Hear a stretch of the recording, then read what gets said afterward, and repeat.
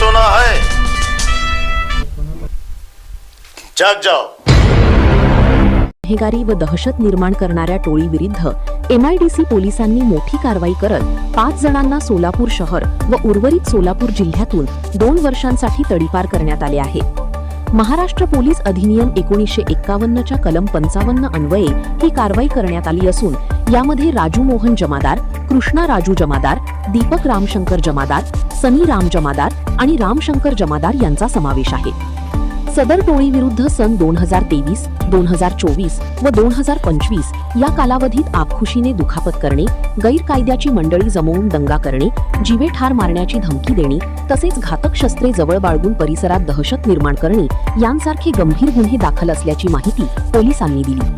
या पार्श्वभूमीवर MIDC police ठाण्याकडून तडीपार प्रस्ताव पोलीस उपआयुक्त परिमंडळ यांच्याकडे सादर करण्यात आला होता।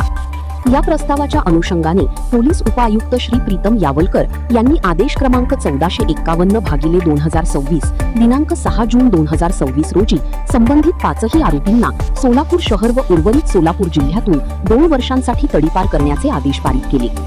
या कारवाईमुळे कुंठा नाका परिसरातील नागरिकांमध्ये समाधान व्यक्त करण्यात येत असून गुन्हेगारी प्रवृत्तींवर पोलिसांचा अंकुश अधिक मजबूत होणार असल्याचे बोलले।